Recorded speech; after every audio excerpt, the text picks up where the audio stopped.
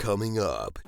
It's pretty clear to me that Ms. Visharian didn't apply. Is that true, that she was approached but hadn't actually applied in the transparent process that Minister Baines outlined that was here, that you apply and then get it, that she had actually been approached to apply?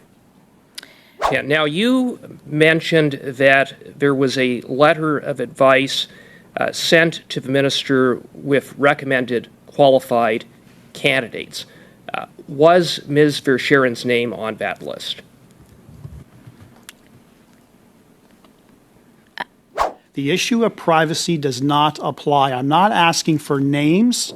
I'm asking for individuals that were mentioned in this referral letter that went off to the PMO and the minister's office.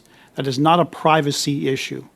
And if you claim privacy again, I will seek direction from the chair, because we have a right to demand that number and the documentation that flows from that. So the robust processes were that 82% of the transactions that the Auditor General looked at, that's 186 of 226 projects, which was a small sample of what this $22 billion organization has given out over the years. 186 of 226 were conflicted. Guillemette, months before his appointment, had received millions of dollars in funding from SDTC. There seems to be a pattern here. And that pattern, under this government's watch, is, in order to be appointed to SDTC, one must have a conflict of interest. Do you feel that the conflict of interest rules might be too tight, given your challenges that you mentioned? This guy's garage. Like and subscribe. Donalyn McClymont, Deputy Secretary to the Cabinet, Senior Personnel in Public Service Renewal. Thank you for coming in today. And Rima Hamoui, Assistant Secretary to the Cabinet, Senior Personnel. Thank you for coming in today as well. Mr. Perkins, I understand you're leading us off. You have the floor for 6. Thank you, Mr. Chair, and thank you, witnesses. And it's always a pleasure to see witnesses that have a strong family connection to the beautiful South Shore of Nova Scotia that I represent. So thank you for being here. As you've no doubt been following the hearings on the controversy around the conflicts of interest of board directors and the chair for more than the last year, you'll be aware perhaps that the former minister responsible for the appointment of the chair in question, Annette Visharian, former Minister Baines, appeared before the Industry Committee, and he said 9 times that he received the short list of candidates, 2 candidates from the PCO, that he basically claimed that he had nothing to do with it. There was a committee of PCO, PMO, he said, with some departmental officials. So who in PCO and who in PMO told him to interview the 2 shortlisted candidates that were given to him, one of which was Ms. Visharian?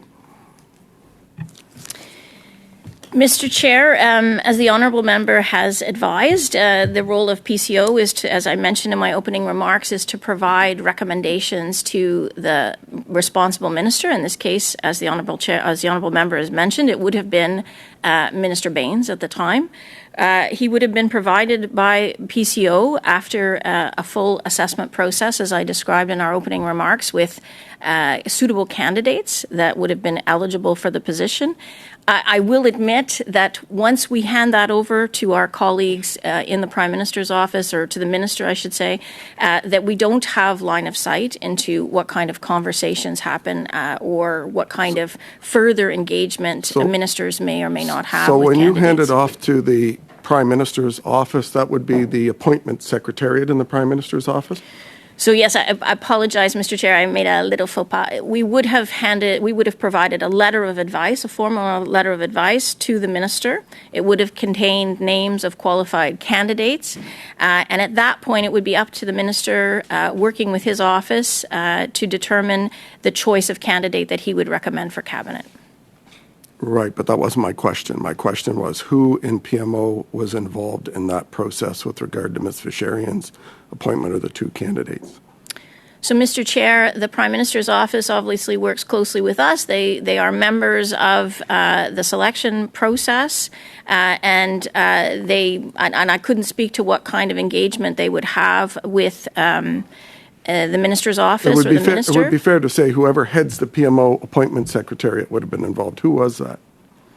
Back at that time, Mr. Chair, the individual that was responsible for the PMO secretariat would have been a woman by the name of Hilary Leftick, who I think moved on in 2020. Now, in the Ethics Commissioner's report, the Ethics Commissioner interviewed Mrs. Vacherian, and essentially the first time she had heard of this was when the Minister's office phoned her to ask her if she would be chair.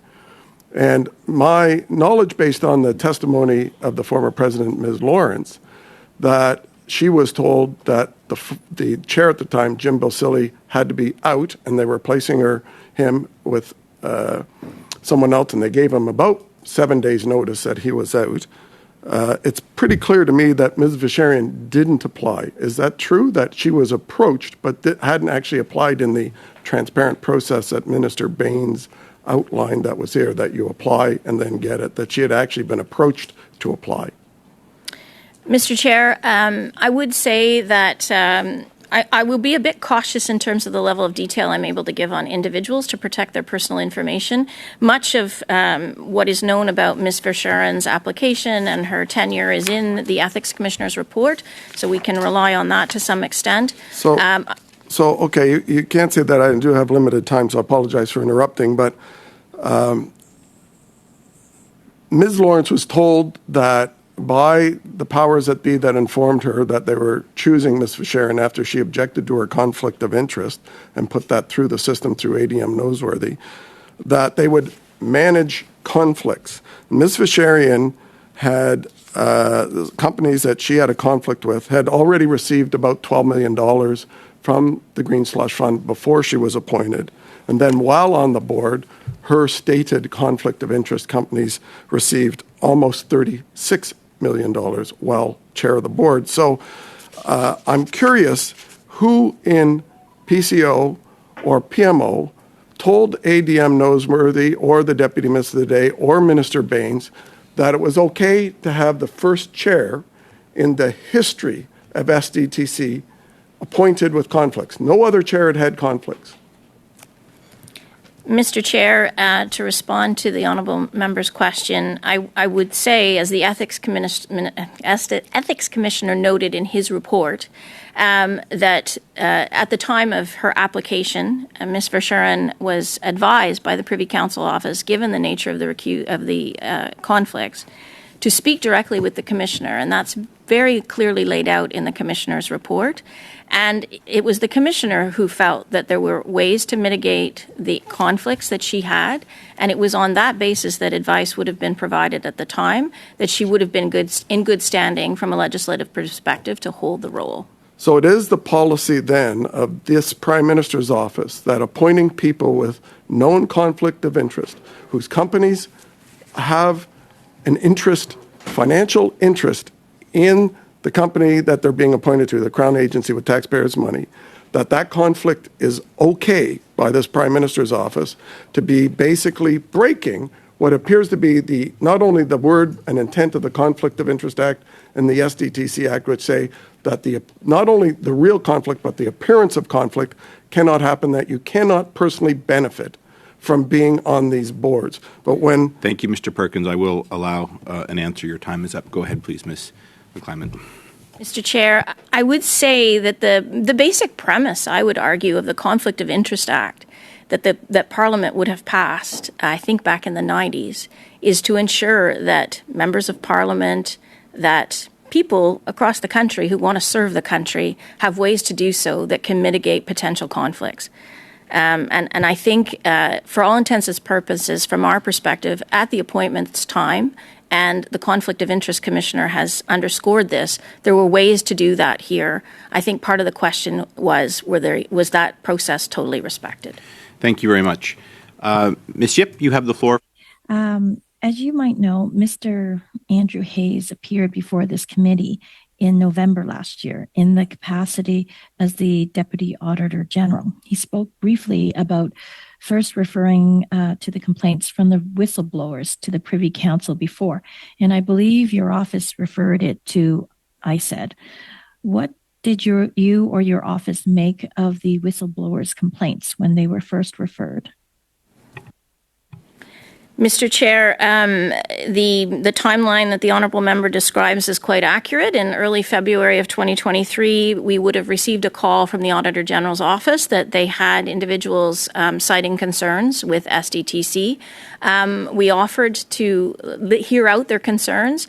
In the capacity, I would say, on the appointment side of the House, where we deal with complaints from time to time about Governor and Council appointees. And so it was in that capacity that we were willing to hear out the complainants and to understand their issues. Over the course of the first 2 weeks of February, we had those conversations with the complainants. And when we understood that the issues were far broader than just Governor and Council appointees, we referred the issue immediately to our colleagues at ISED, as is referenced. And as the committee well knows, the course of action that ISED quickly took to undertake a fact-finding was undertaken. How did you come to the decision to refer to the matter over to ISAD? So generally speaking, we work in partnership with departments when there are any kind of issues. As you can imagine, we are a very small organization, and we actually don't have technically line responsibility. Ultimately, ministers are responsible and accountable for their portfolios and the GICs and their portfolio agencies. That's very clearly laid out in the government's open and accountable government. So we wanted to understand a little bit more about the nature of the problem. I think, in fairness to the complainants, they had been looking for a hearing of their issues, and so we wanted to make sure that we were directing them to the right spot. And so, as I said, once we understood that the issues were about not just HR management, but governance and probity, that we referred that very quickly then to our colleagues at ISED. There was also a matter of confidentiality that we wanted to respect. I think that the complainants had some concern and have been public about that, concern over reprisals. So we wanted to handle it quite judiciously in terms of making sure they were having a proper hearing of the issues that they were raising, if that's helpful. Thank you. Is there anything else you'd like to add to what you view as the Privy Council's role in this matter? Mr. Chair, thank you for the question. I would just underscore that there is a very clear line between what we do at the Privy Council office in terms of public service advice and the nature of appointments, where there is obviously the prerogative of the Minister and the Prime Minister to take decisions on the appointments that are the ultimate best suitable candidate for a role in their view. And so there is going to be a line that we have no line of sight into, I would say. So it's advice and in a non-partisan fashion? Yes, Mr. Chair, that's correct. You mentioned two things that are important for me for clarification. One, who was present in the room at the time of the appointment reviews? You said a member of the Prime Minister's office, and I believe you also said a member of the Minister's office. Could you clarify which minister? Yes, Mr. Chair. So there would have been representatives from, and all of this information, I'll be quite honest, is all up on our website in terms of the standard approach for a selection process. So this is very standard. It would have had a chair from the Privy Council office, a representative from the department, a representative from the Minister's office. In this case, it would have been, at that point in time, the organization was under the portfolio of Innovation, Science and Economic Development, and one of our colleagues from the appointments group in the Prime Minister's office would have been represented on the selection process. Thank you, Mr. Chair. Madame McClymont, you spoke about an open, transparent, and merit-based approach with respect to Governor and Council appointments. With respect to the process that ultimately led to the appointment of Annette Verscheren to serve as chair of SDTC, how did the search begin? Was there a public posting for the position of chair?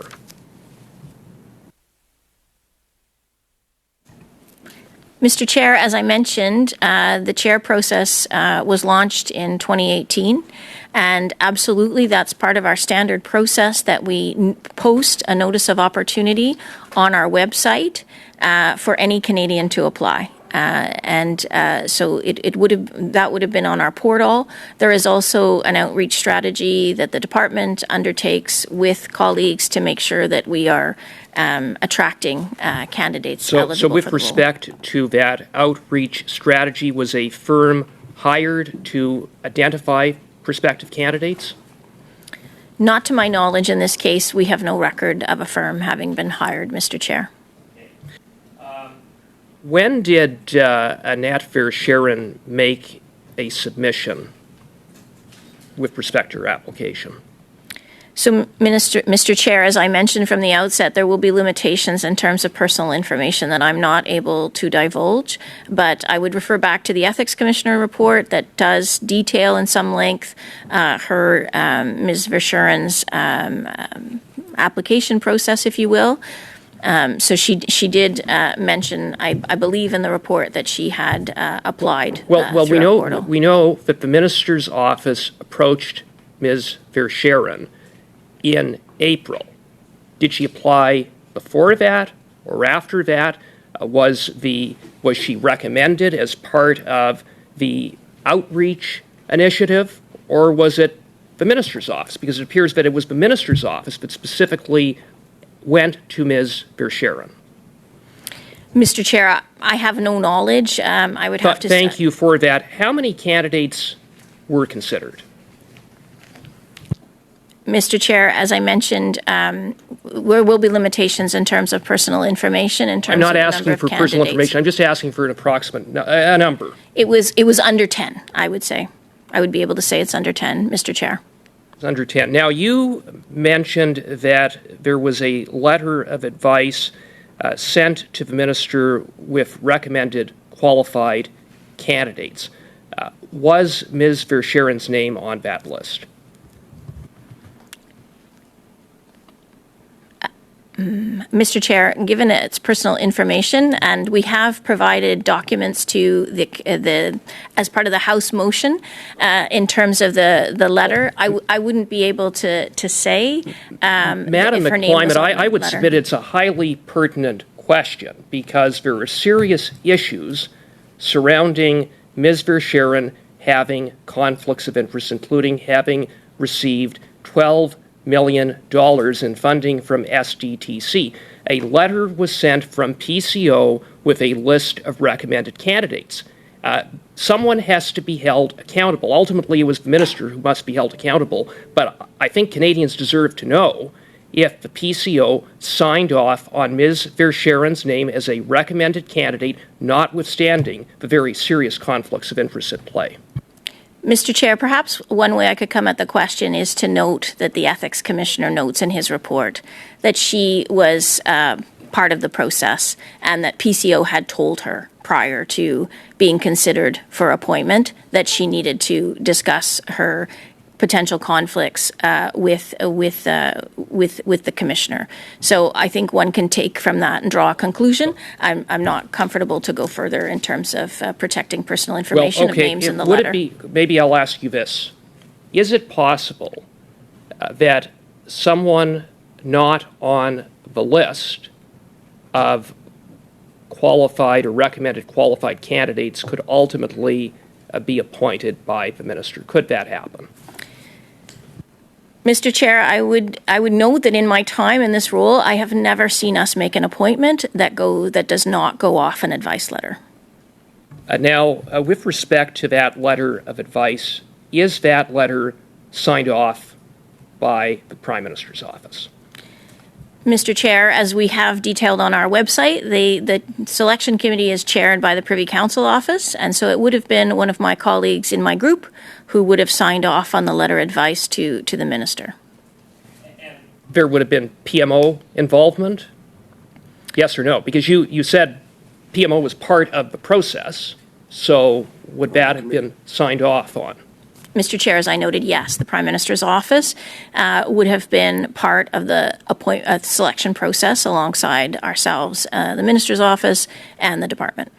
how often do you see a candidate that may have a conflict?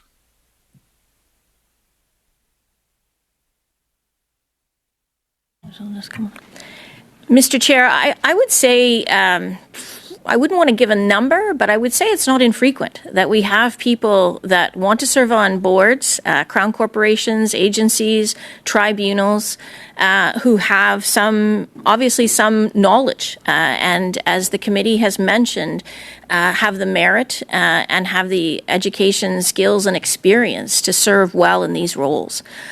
So it happens not infrequently. And I would say in this case, given the nature of the legislation, it makes it challenging to manage the conflict. We do have other extremes, I would say, where the requirements in the legislation are so restrictive that we have had a very difficult time finding qualified candidates. The one that we've worked on most recently would have been the Canadian Energy Regulator, where you can't hold an interest, essentially, in any energy field, which makes it very, very difficult because those are often areas of investment in portfolios, for example. So I think to the honourable member's question, yes, it's not uncommon, and we work very closely with the Commissioner's office, respecting, of course, the line between their role and ours. And I would say that at the end of the day, it is up to the Ethics Commissioner to make a ruling and decide if an individual can serve in a role depending on their background and their interests, their financial interests.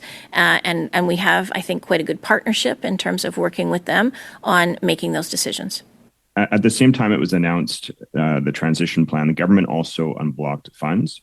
And we know that businesses which lived through difficult consequences following the freezing of funds back in October of 2023, and surveys showed that 2/3 of the companies faced business interruptions, and many more revealed that they were unable to find alternative funding. I know I've talked to many companies, even in my riding, that face this. It's resulted in things like layoffs and people having to sell off portions of their businesses. So I'm just wondering how does the unblocking of these funds interplay with the transition?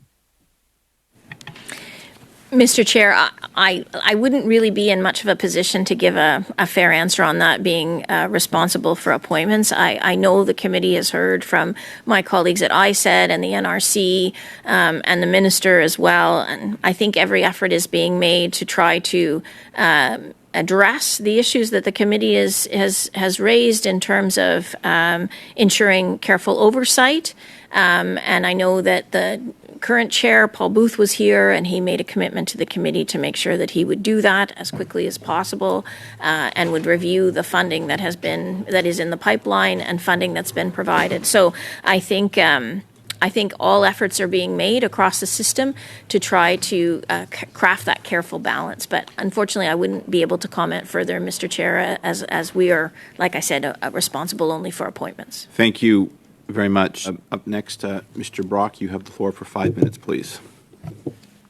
Thank you, Chair, and thank you for the witnesses for your attendance today. I'll largely be addressing my questions to you, Ms. McClymont. And I think I want to continue on the thread from my colleague, Mr. Cooper, where he had left off in terms of the process by which Ms. Verschaeren was ultimately appointed as chair.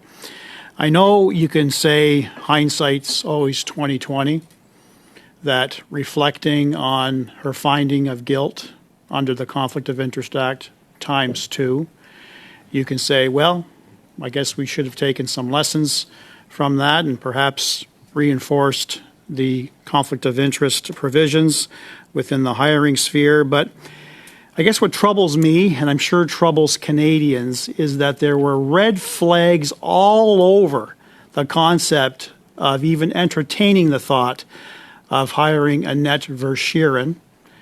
Much communication happening from the past president and CEO, and nothing really was done. And I know, Ms. McClymont, you're relying upon the advice and basically saying we encouraged her to obtain information and advice from the Ethics Commissioner, and clearly she did.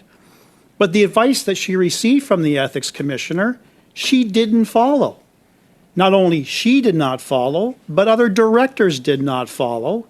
Hence, we're in this boondoggle of $390 million of taxpayer funds inappropriately being handed out to companies that were legally not eligible, and for directors basically patting their pockets. So this is leaving a real sour taste in the minds of Canadians as to what kind of shenanigans are going on with Justin Trudeau and his government. He told her point blank, not only do you have to declare a conflict, you must recuse yourself. She didn't do that. On the basis of that, she was found guilty ×2. So, I want to go back to the process. You mentioned that there were under 10 applicants who were applying for this position. I want an actual number. And don't rely upon this as a privacy issue, because clearly it is not. I'm not asking for names. I'm asking for a finite number. How many people applied for the position of chair at SDTC? Mr. Chair, as I've mentioned, there were close to 100 individuals who had applied for the chair position back in 2018. You told me less than 10. I was responding, Mr. Chair, I was responding to Mr. Cooper's question about the number on the advice letter that went forward. That was less than 10. Well, let's go back. Over 100 applications? Mr. Chair, I would clarify there were close to 100 Close to 100. Of that 100, you vetted that down to under 10. Is that correct? That's correct, Mr. Chair. Okay. What was the number under 10? Mr. Chair, as I've mentioned, out of respect for privacy and That's personal not good enough, information- Mr. Chair. I'll remind you, ma'am, of the supremacy of Parliament and the supremacy of this committee. The issue of privacy does not apply. I'm not asking for names. I'm asking for individuals that were mentioned in this referral letter that went off to the PMO and the minister's office. That is not a privacy issue. And if you claim privacy again, I will seek direction from the chair, because we have a right to demand that number and the documentation that flows from that. So I'll ask you again, out of respect, what is that actual number? I will not accept under 10. Let me just interject here, just to assist the witness. So Mr. Brock is correct about privacy. Now, we're a long way from asking for any information from that. But I do think he is within his rights to ask for a number. Now, if you need to come back to us with that number, we'll accept that. At least that would be my recommendation. But I do think you need to provide a little more specificity, because there's a lot of numbers under 10. So if you would, please. So, Mr. Chair, I appreciate your intervention. Our standard is that we don't divulge when it's less than 10, but I appreciate your offer to assess that and come back to the committee. So we will do that. We will check with our counsel and see if we're able to provide the number of names that were provided in the chair advice letter. That answer is unsatisfactory to me.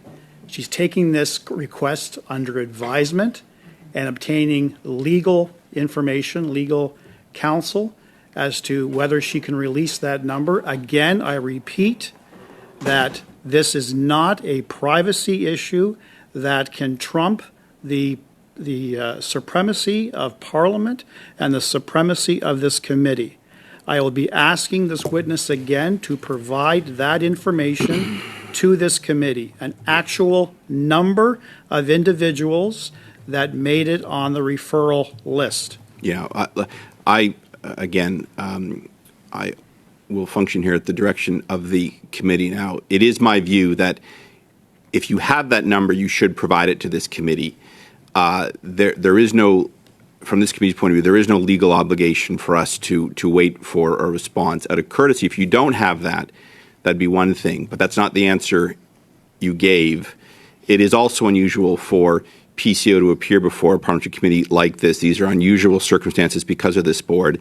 I would urge you to provide Mr. Brock with that answer. It does not violate any privacy considerations that you might be under that we are not under.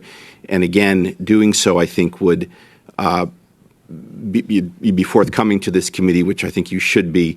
It would also steer us away from the committee taking additional steps to require you to provide that information. So I would urge you to provide the number to Mr. Brock, please. I'm not, to be completely honest, I'm not sure if I have the exact number with me. So I would like to, if, Mr. Chair, if it is possible, if I could just verify and we could get back to the committee with the number, if that's okay. Is that just for clarity? Is that something you can verify in the next hour, or are you seeking? Okay, that'd be helpful. Thank you. So we'll look for that, and we'll deal with this before noon, Mr. Brock. Mr. Brock, I'm afraid your time is now up. So you'll have another opportunity, I believe. Turning now to Ms. Khalid, you have the floor. Ms. McClymont, you had made reference to production of documents, and as you may know, there was a Conservative motion that had been adopted in the House requiring the production of documents related to SDTC to the law clerk with the intention of providing these documents to the RCMP. Now, the Conservatives are egging the RCMP to start criminal investigations, and I don't think that's fair. It is quite an abuse of the powers that they're privileged to have in our democracy. Now, if I'm not mistaken, as you indicated, PCO plays a central role when it comes to production orders of this type, leading the process and providing guidance to departments.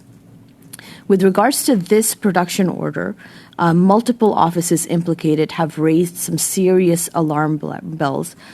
Earlier this summer, the RCMP commissioner raised the alarm, saying that there were risks that this motion compromised its investigative processes and police independence. Now, in your experience, have you seen a production order from Parliament that compromises institutions' independence in this way?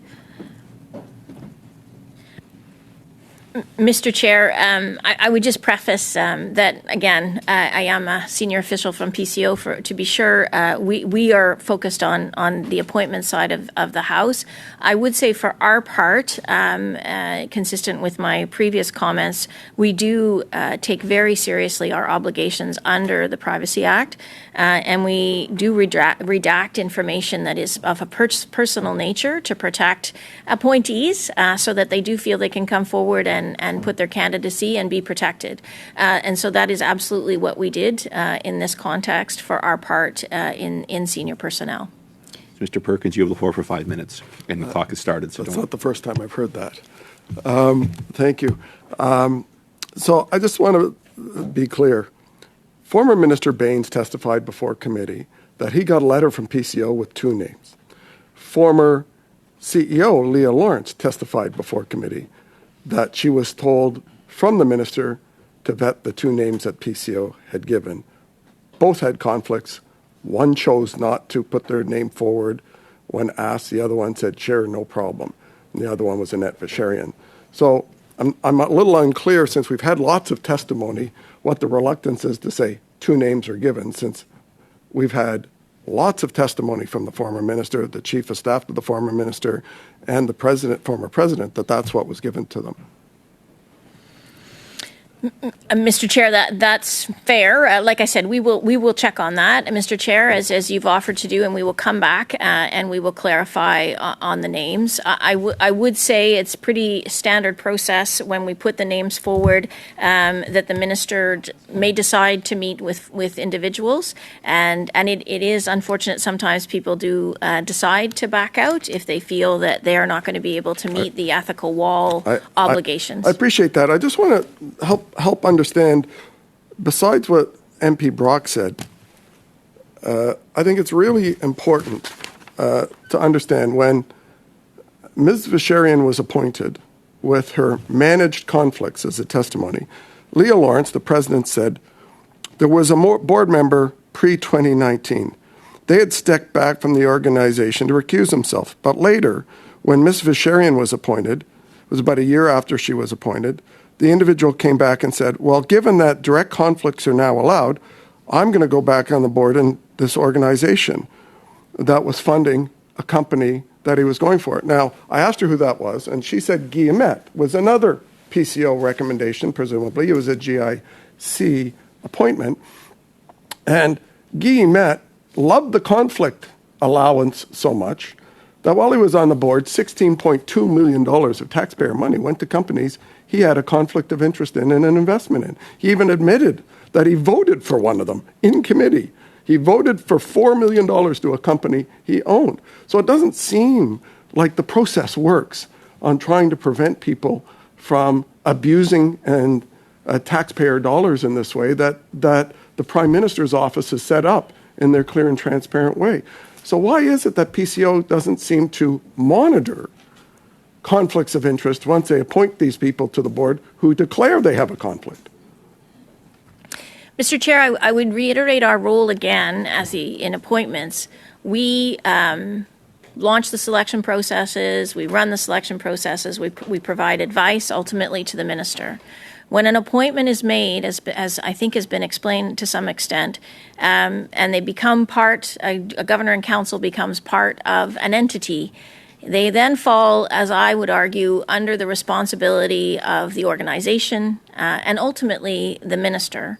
And I would say in this set of circumstances, from what I understand from the testimony that's been provided to the committee and what the organization themselves had done, they had put in place some robust processes. They were trying to respect, I think, the ethics commissioner's direction. But they were so robust, so there's no obligation on your appointment process afterwards to see whether or not those who have been identified to have a conflict of interest actually live by the rules. So the robust processes were that 82% of the transactions that the Auditor General looked at, that's 186 of 226 projects, which was a small sample of what this $22 billion organization has given out over the years.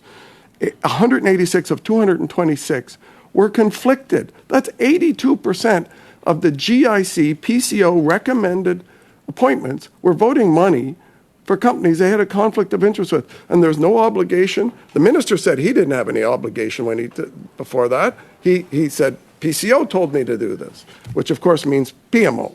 But there's no obligation to actually follow up when it's an identified conflict of interest to make sure they're not breaking the conflict of interest law. Mr. Chair, I would reiterate again that our role is to make sure people understand their obligations under the Act, and it is the Conflict of Interest and Ethics Commissioner, as set out in statute that was passed by Parliament, who is responsible for interpreting, administering, and adjudicating, which means that he does undertake efforts to ensure that appointees understand their obligations under the Act. And if there is a problem, as we've seen in this set of circumstances, he will investigate and he will make findings. Mr. Perkins, I'm afraid that is your time. Now, you have mentioned before that many of the GIC appointees do have previous connections to the industry. And we've heard before how small the clean tech industry is. So in some of these GIC open application, is a conflict of interest inherent given how small the pool of industry expertise is? Mr. Chair, I would agree with the honourable member's question, and I would note that the Ethics Commissioner, or the Auditor General herself, said the Act inherently creates conflicts by requiring certain characteristics and aptitudes and skills and experience. And I would say that this is a challenge across the board. At the end of the day, we don't often have a huge candidate pool. And as we were speaking about previously, it's becoming, I'll be honest, more and more challenging to attract good people to serve in public positions for a variety of reasons. Conflict certainly can be one of those reasons. I would agree with the honourable member's premise that sometimes there are going to be conflicts when you're looking to attract people that come from specific sectors. The Ethics Commissioner noted that incorrect legal advice, as you mentioned, caused Ms. Verschuren to deviate from the standard practice and thus led her to contravene the Act. What information at the time of your review of these persons, how much information are they aware of in terms of the Act and its requirements? Was she aware that she was contravening the Act? So, Mr. Chair, I would respond that the notice of opportunity very clearly states, as I said, the obligations under the Ethics, the Conflict of Interest Act, We have a link to the Act and to the circulars that the Commissioner provides. We also make very clear in our notices of opportunity the requisite skill set, and when there are obligations under statute for criteria, we make that available as well. So I would say from the outset, when someone would have applied to be a chair or a member on this board, they would have had that information very squarely in front of them when they put their candidacy forward. So Ms. Vaturin made a choice, is what you're saying. She made a choice. She had knowledge of the requirements of the Act. You, in your capacity, ensured that a potential appointment, including Ms. Vaturin, had full awareness and knowledge of the requirements of the Act. You just stated that now. She went on, of course, to either ignorantly ignore those requirements or act in a type of self-interest that resulted in the conflict. Would that be a fair assessment? Mr. Chair, I would just refer back to the public record of the Ethics Commissioner, who noted it was very unfortunate that on these particular occasions in question that the legal advice did not align with the legislation and his interpretation. So I wouldn't offer anything further than what the Ethics Commissioner himself said on this matter. Turning now to Mr. Cooper, you have the floor for 5 minutes, please. Thank you, Mr. Chair. Madame McClymont, did I hear you say in answer to a question by MP Bradford that you would characterize the appointment process with respect to the chair and board of SDTC to be a success?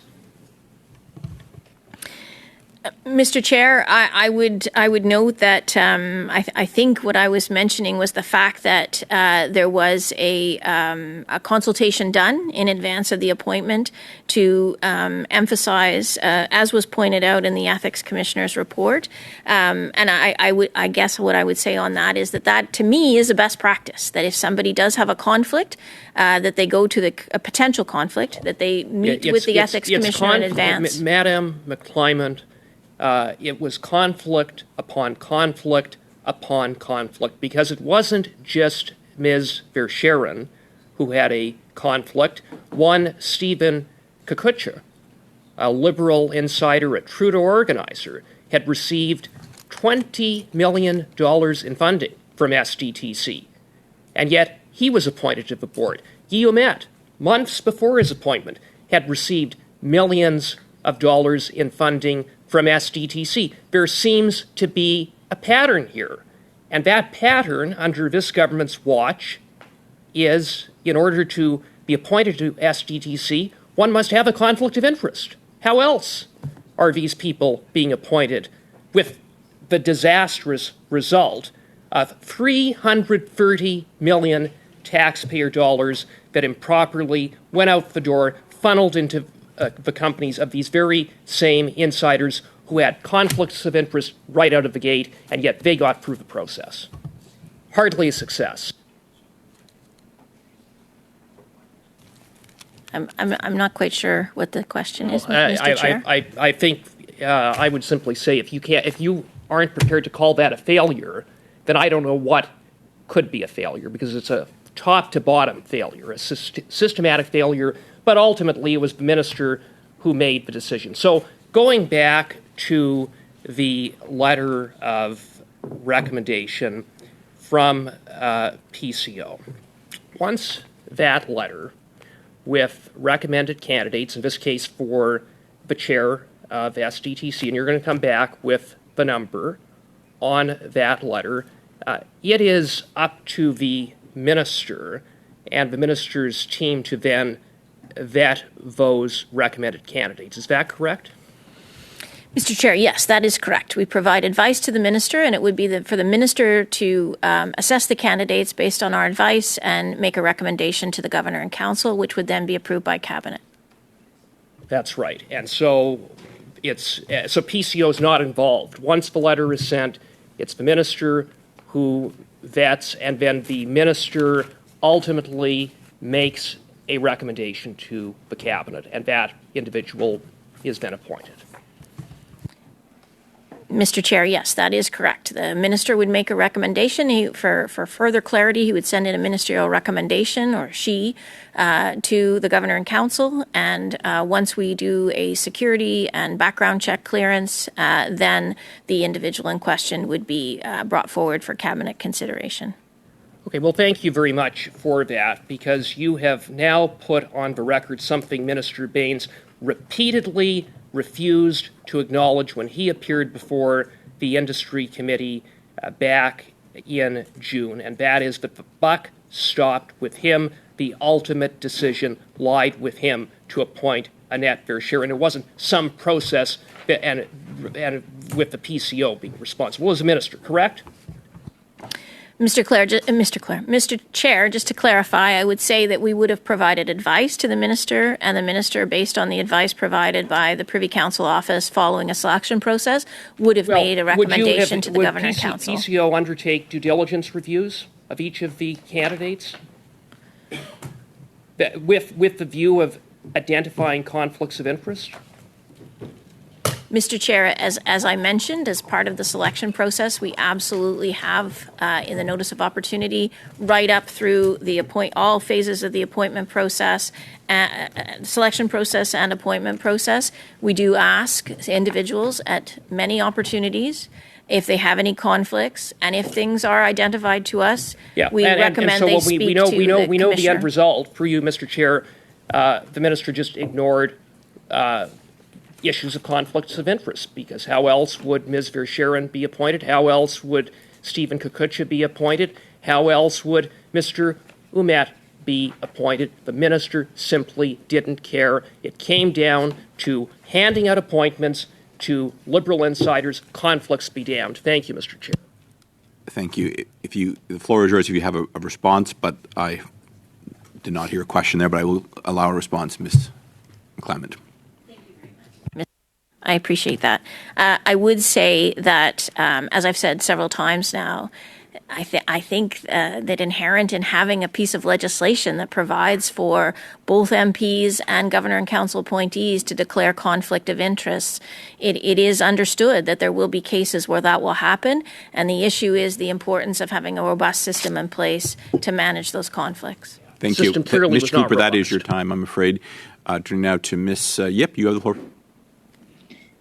Do you feel that the conflict of interest rules might be too tight given your challenges that you mentioned just now, and also when you had given an example of someone from the nuclear energy sector apply or being considered, and it was difficult to find anyone who did not have shares in the tech field?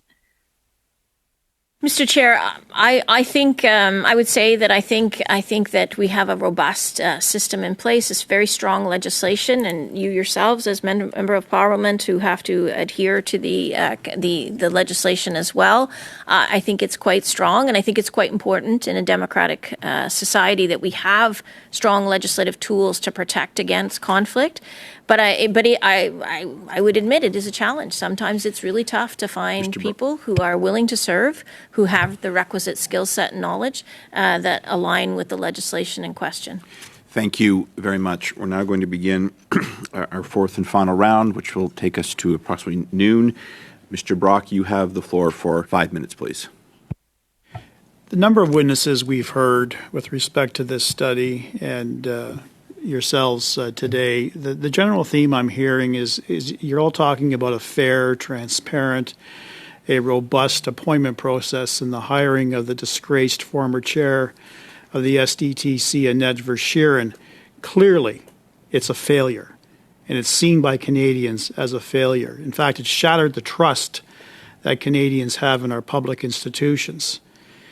And on the issue of failure, I want to talk about another colossal failure that your office had an interest in, and that was the hiring of the new Human Rights Commissioner, Datani, and his anti-Israel posts that he made under a pseudonym during his grad school year. We know he was placed on leave, and then he ultimately resigned. Your office is responsible for vetting all federal appointments. Your office has acknowledged that a quote-unquote administrative oversight led to an incomplete background check. Now, to me, that means, whoops, we screwed up. Clearly, someone in your office did not do a thorough background check. On the minds of Canadians is, what is this going to cost us?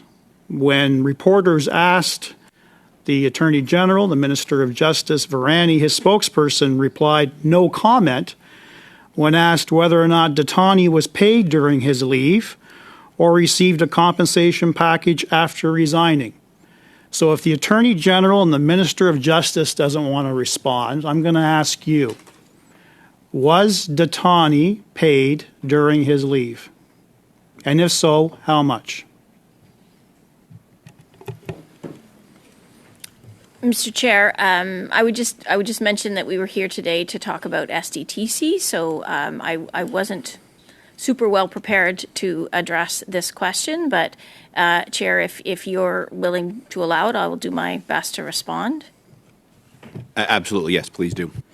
Mr. Chair, we did at PCO express regret that there was not appropriate, that this was an administrative oversight in checking the names, as the member has pointed out, and that we have taken measures to ensure going forward that there is clarity that that all names provided will be sent forward. Ma'am, if I could stop you there, please. My time is very limited, as you know. You're not a first-time participant in committee processes.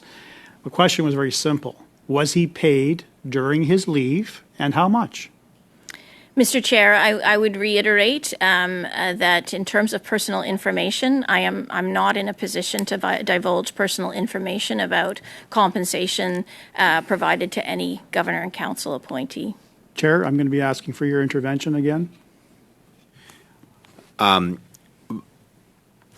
Just going to pause the clock here, Mr. Brock. I don't want to take your time as I do when I do intervene.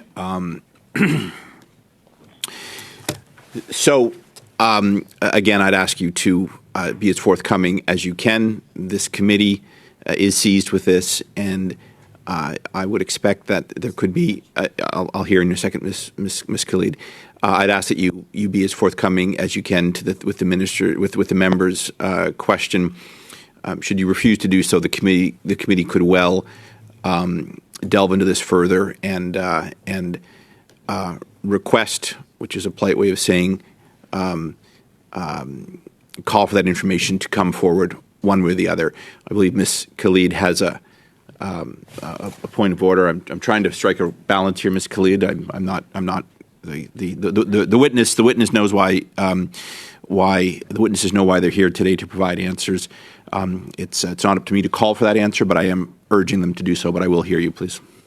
Thanks, Chair. I do believe, as the witness correctly pointed out, that she's here to speak to a certain topic, and the answers that are trying to be bullied out of her in this instance have nothing to do with the topic at hand. And I would request, Chair, that you obtain the decorum of this committee on the topic, because if we're going to go down this path, then, there's so many other topics that we can ask our respected witnesses here today. I really think that we should stick to the topic at hand, and that is SDTC. We have spent a lot of time on this, and if we're going to go down this path, then I don't think that is helpful to what we're trying to achieve here, Chair. So, as you know, I give members wide latitude to ask questions when officials are before us. Mr. Brock is certainly well within the bounds of his rights. This committee is seized with several investigations. So, of course, Ms. Khalid, that applies to all members. If there are questions outstanding for witnesses, they're not bound solely by the subject matter of the day. That's been a long established precedent. So, I'll turn back to the witness. If you're able to provide direction or an answer that is more forthcoming to Mr. Brock's. Let me just finish my thought, and then I'll hear you. That is more forthcoming. The committee would certainly appreciate it. I know Mr. Brock would as well. But before you answer, I will hear Mr. Brock's point of order. I'm asking that Ms. Khalid withdraw her derogatory commentary, that I provided a bullying question to this particular witness. I asked it in a very respectful manner. I pressed All right. it, but that was not bullying. So while I think this committee has conducted itself admirably today, I will hear from Ms. Khalid, and hopefully we can move on. My comment about members opposite bullying witnesses was not specific to this witness. It is specific, well, it's general in terms of how I have watched and observed them behave towards all witnesses in this committee. So there's really nothing here to withdraw. Mr. Brock, why don't we move on? I think the committee is his. Thank you, Chair. So, well, I'm going to start the clock here. Yeah. I would turn to the witness first, who has. Thank you. All right. So, you have the floor, please. Mr. Chair, unfortunately, I would reiterate that we're not in a position to divulge information of a personal nature surrounding any compensation paid to an individual governor and council appointee. Let me just pause the clock. You've got a minute and a half left. So, Mr. Brock, you can you down this line? You've got a minute and a half left, or the committee can deal with this. We are going to committee business after the witnesses and propose steps for the committee to take. To me, your question is within the bounds. We can compel an answer, but I would think I would say go back to questions. But it's your time, of course. You can act however you like. But I'll turn things over. You have a minute and a half, please.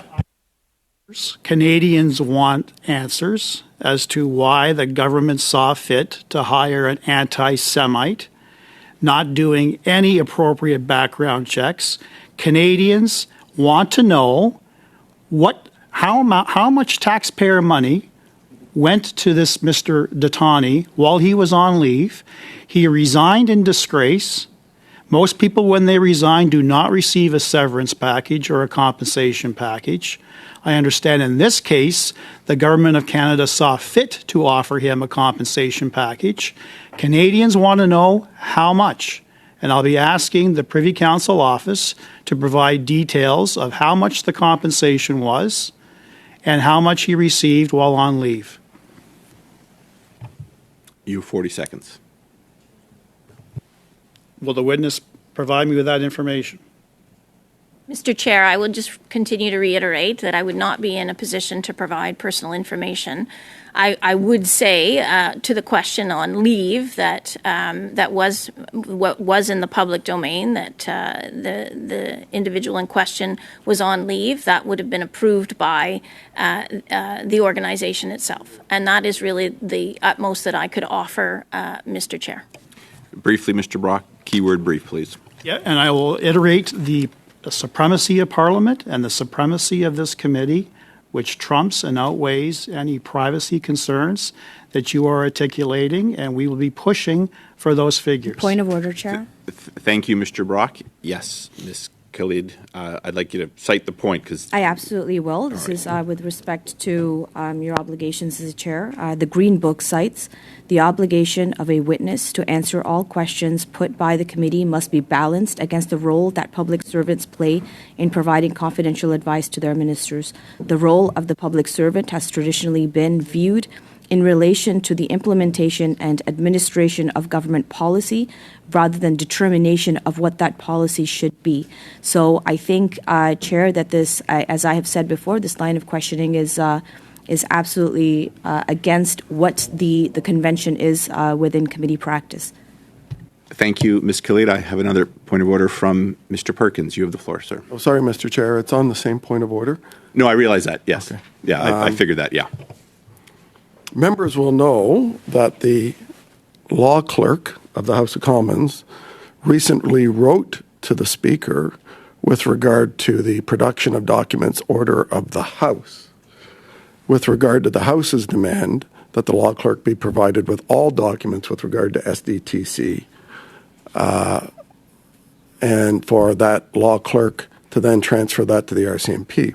In that letter, the law clerk makes it very clear that the supremacy of Parliament on document production is clear, that no law of Parliament, including the Privacy and Access to Information Act, can override a demand of the House or a committee for the production of documents, not the Privacy Act and not the Access to Information Act as PCO instructed in the case of the House. That obviously will be the subject of debate when the House comes back, but I would point out that the government members are incorrect when they cite the references they do and ignore the fact that the supremacy of Parliament over the acts Parliament passes exists. And I can show you the law clerk's letter if you haven't read it, just so that you're familiar with it. Thank you. Well, why don't I make this easy? I will hear another point where, as chair, you've actually made this easy for me. You're both, in fact, right. Ms. Khalid, officials are not to be put in a position where public servants, that is, witnesses, where they would violate that requirement. And the committee here has asked some questions, but I have not compelled the witness to answer because I do understand that she is under a privacy obligation. Now, we can ask for that information as a committee at a certain time should we decide to do that.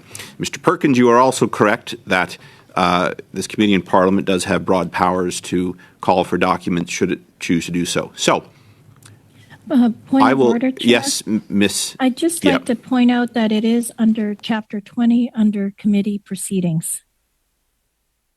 And again, I am not here asking the witnesses to violate that, Mr. Khalid, Ms. Khalid. I am well versed in that and understand the obligations they're under to protect information. Having said that, the committee can, at a certain time, seek that information should it choose to do so. Next witness is Mr. Weiler. It seems to me that the crux of the issue that we're talking about today is that Ms. Verchuren decided to follow her own legal advice rather than turn to the Ethics Commissioner's office. What are the consequences for appointees who do not follow the rules under the Act? Mr. Chair, thank you for the question. I think that we've seen the results of that. The Commissioner has investigated and found that she was in contravention of the Act. I would say in an extreme set of circumstances, if someone is found in contravention, it would be a breach in our view of the terms and conditions of employment, which could lead to action on the part of the GIC in the extreme termination of the appointee. So, of course, Ms. Verchuren has resigned from her position. Do you believe that there should be further consequences, or does this abide by the rules of the under the Act?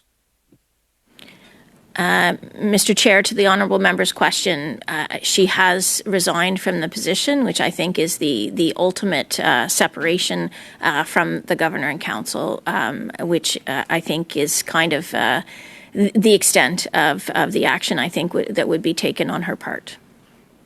Is it the responsibility of the appointee to abide by the rules under the Act, or do you believe that the Ethics Commissioner's office could have done more to ensure that Ms. Verchuren abided by the Act? As I mentioned, it's quite clear in the context of the legislation and in terms of the advice that we provide, the obligation is on the individual appointee to understand and to abide by the Conflict of Interest Act. And one of the things that it just strikes me as a person who has served both on Crown and private boards, the best way to avoid what has happened in SDTC's case is not to appoint people with conflicts of interest. That's the starting point. Doesn't guarantee that in the future they won't abuse it, but appointing people with conflicts of interest seems to be at the root of this problem because they seem to have a different ethical view of what their roles are and how to take advantage of the public purse than those who do not. That's obviously a statement, but I'd like to explore this a little more because when Minister Baines appeared before committee, this is what he said, and I think it meshes with the process you've outlined. He said, after receiving applications for an appointment, a selection panel that includes the Privy Council office and the PMO with supports across the government is struck. These panels conduct interviews and present ministers with a short list of candidates. We've talked a little bit about that, about how many were on that list. As part of the process, ministers would speak to the prospective applicants before formally recommending for an appointment. Finally, the minister makes a recommendation to the GIC. so the GIC can pass it. And for those watching, GIC is the process goes from the minister to the cabinet for final approval, the governor and council. So he's got that right, correct? That's correct, Chair. So ultimately, the Minister Baines in this case, made a recommendation knowing fully well of the conflict of interest of the chair and recommended it to cabinet, and I'm assuming that was disclosed to cabinet, and the cabinet approved the idea that we should appoint a chair with a conflict of interest, and that's how Ms. Visharian ended up in the job. That's correct, right? I would say yes, Mr. Chair, that is correct. I would add one caveat that would be our responsibility at the Privy Council office to ensure that anyone who goes forward for appointment has been has cleared all of the requirements for the position, which would be a check on our part to make sure that they align with the legislative framework and that they have cleared a background and a security check before appointment. So this is why we're spending so much time on the process of the committee itself, trying to understand, did anyone on that committee, without naming names, did anyone on that committee suggest that we shouldn't appoint somebody with this kind of conflict of interest that was doing business with the Green Slush Fund? Mr. Chair, I don't have records of anyone making that degree of comment. I would say, though, that we do have in our records that would have been provided to the law clerk as part of the motion that conflicts of interest were identified from some candidates. And it is a matter of public record from the Ethics Commissioner that we would have, the Privy Council office would have advised Ms. Vishurin, given that she identified potential conflicts, to have a discussion with the Ethics Commissioner before her appointment could be considered. And as the Commissioner has noted, that was done with the office. So since we've spent so much time on this issue, and there seems to be a lot of vagueness around how many people were recommended, what the process was with the minister, and whether or not there was objection, would you be willing to table with this committee the minutes from those meetings with regard to this appointment with this committee, as well as the letter signed by PCO to the minister with the names he is to go and vet? So, Mr. Chair, I would signal that we have already provided all of the relevant documents in question to the House as part of the motion. And I would clarify from the previous question from Honourable Member Brock that my colleagues have provided me with the information that the process for the chair yielded a total of 6 recommended candidates. Okay, thank you. I thank you for was that. It provided to the House, but not to this committee. So I'd like to move a motion, if I could, Mr. Chair. Go ahead. That the committee order the production of the following documents. A, the advice letter to the then Minister of Innovation, Science and Industry regarding the 2019 appointment of the SDTC chair, as referenced by the witnesses today. B, the minutes of all meetings of the selection committee that considered the appointment. And C, all communication between PCO and then Minister Baines, then Minister Baines's office, the PMO, and I said, that's the industry department, respecting the appointment of Ms. Visharian as chair of SDTC, and that these documents be deposited with the clerk of the committee within 7 days of the adoption of this motion. Thank you, Mr. Perkins. I'm going to speak to this in a second. Could you, any chance you have that? Yeah, we have it Would translated. you send it to the clerk then right away? Yes. The clerk will then verify and then send it out to the members for consideration. But before that, we'll take a few seconds. I will ask the witnesses. I don't know if you caught everything that Mr. Perkins has requested. Was that all tabled with the House as far as you know? I'm just consulting my expert, Rima, and I'm pretty confident it was. Definitely the advice letter in a redacted form was provided, and I think all of the email, like anything that we would have had on the process. I would mention to the committee that some documents are transitory and we don't keep them. So this reference to minutes, we don't keep minutes per se, but I'm pretty sure we've provided most of these documents. I'm therefore hoping we can dispense with this quickly, since the documents appear to be in the parliamentary precinct, and it might not be too onerous for PCO to provide it. But I believe there's an interjection. Yes, Ms. Khalid, you have, and again, we are working to get the motion sent out, but certainly go ahead, Ms. Khalid. I'm just trying to weave through this, but go ahead, please. Chair, I'm just wondering, and please pardon my ignorance, if the documents are already in the House, don't all members have access to them? And can we get access through the House instead of delaying through witnesses, perhaps? So that might very well be the case, and unfortunately, I'm not in a position to go that route. It's a question for Mr. Perkins. Mr. Perkins has put forward his motion, though, and I am seized by it for the moment. Mr. Perkins, you have the floor, and the clerk is still working to get out your motion to all members for consideration. We'll then turn to that after. Go ahead, please. I think it's an excellent question. What I've seen to date so far on the letter to the law clerk that the law clerk has sent out is the cover letters from the various organizations, but not the detail has been circulated about what's on any of the documents. So, but I agree that if they're already provided, then it should be no difficulty to provide directly to this committee without thinking that that's some sort of duplication. Thank you. And I'll just notify members the motion has been sent out to you all, so you'll now turn to that should there be any debate. Is that a signal, Ms. Cleed? Yes, Ms. Cleed has the floor. Then I see Ms. Yip, and then we will, if I could just hold on, everyone. So for the witnesses, there is still one more round of questions. You're welcome to take a few minutes if you like to stretch your legs, walk down to the hall or anything like that. Yes, but why don't you just hold on just for a few seconds, because maybe this will get through quickly, but maybe not. So just hold on just a few more seconds, and I'll let you take that stretch. Go ahead, Ms. Khalid. Your indulgence, Chair, as per yesterday, I will ask for your indulgence again today. Well, not yesterday, I guess 2 days ago, that you let us finish our round of questions before going into debate on this motion. And I don't want to keep our public officials waiting as we debate this.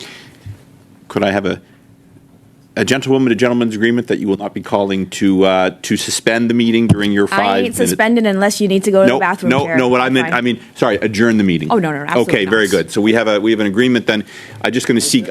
I'm going to just seek consent. I need to seek consent. Is there an agreement to have Ms. Khalid's 5 minutes of questioning to the witnesses? At which point the witnesses will be excused, and then we'll turn back to Mr. Perkins' motion. Is there agreement? I see no opposition, so Ms. Khalid, you have the floor for 5 minutes, please. And then after that, you'll be excused. So over to you, please. Thank you very much, Chair. I really appreciate that in many instances we can work in a collaborative fashion to make sure that we're able to get to the bottom of where we need to get to. Ms. McClelmont, can I just confirm one thing for you? I know that members of the opposition have said this multiple times, referring to the PCO as PMO. Are they the same entity?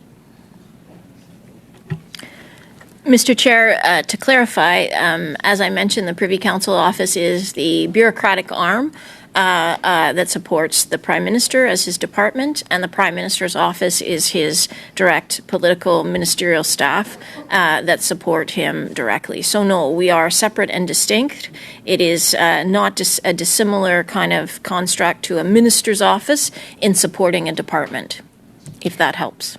Thank you very much. I just wanted to clarify that for the record. Now, I know we've had a lot of conversations today about what it means with conflict of interest in our public institutions within the roles that people of influence hold in terms of how they conduct business and that public perception of what our democracy and what the value of those public institutions is. So, as the same token as we've heard of Ms. Visheras, like, for example, the leader of the opposition, when he invested in Bitcoin and then used his position for it to become a more powerful currency or a greater value, it's something that sounds like a conflict of interest, or at the very least an attempt to influence the market for his own personal gain. Now, using that as an example and using the case before us with SDTC as an example, do you think that the conflict of interest rules are too tight, or are they too broad? Do we need to go into what it means, what a conflict of interest is in this day and age? Thank you for the question, Mr. Chair. I guess I would answer that by saying that we have over 2,000 Governor and Council appointees who live and abide by these rules every single day. And it, as far as I can tell, it functions well generally. And I think that I think we've struck quite a good balance in the current climate of having rules that protects taxpayers. And still being able to attract some of the best and brightest in the country to serve the country in full-time and part-time roles across government institutions. Thank you for that. And I just want to dig a little bit deeper on this. You had before, as we were talking earlier, with respect to that public interest and for engaging and attracting good talent of public service to come and do the hard work that Canadians expect them to. How does that continued diminishing of public institutions and trust in public institutions through various roles of social media or the line of questionings that the opposition goes into, how does that diminish the role that organizations like this play in not only building public trust but also in doing the important work that these organizations are tasked to do? Thank you for the question, Mr. Chair. I would say that it's tough. People, we know firsthand, anecdotally, that some people who would be perfect for roles are dissuaded because they are concerned about the public profile, and it can be a challenge. It can cast a pall, as I said from the outset.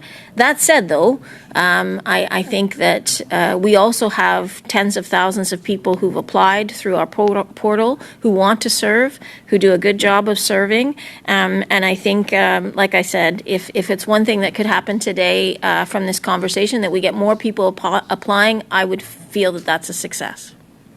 Thank you very much. And again, I really appreciate your service to our country. And thank you for being here today and for having this conversation with us.